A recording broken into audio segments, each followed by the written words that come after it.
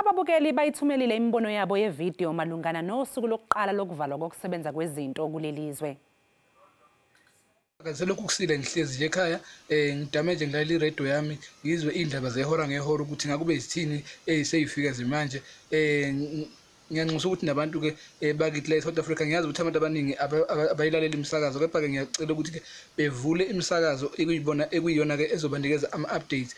Ngithi mina indaba ye-lockdown ngibona ngathi izoselekelela kakhulu enqandeni ukubhebhetheka kwaleli gciwane. Inqubo nje thina mesizolalela imiyalo kahulumeni njengoba sitshelile ukuthi sihlale emakhaya singahambi lapho kuzoba nesiphithiphithi khona. Msakazi namhlanje kuwusuku nje olungafani nezinye ngathi usuku nje siqala ukulibona ngoba indlela engibuka ngayo lapha enkunzani lapha engikhona kuthulekile nje bakhona abantu babona kancane bephuma behamba ephithiza kodwa nje kusuku olungajwayelekile olosibophile kodwa ke msakazi ngikholelwa ukuthi uma ngempela kuzoqhubeka kwenzeka kanje kuhlonishwa njengoba ngibukani behlonipha nje msakazi kuzothi kufika kushaya isikhathi lezi insuku ezo21 esiphume ngaphandle kube ukuthi seyinqandekile lenkinga. Mina ke ngiziphethe kahle ngihlezi ngila ekhaya angiyindawo futhi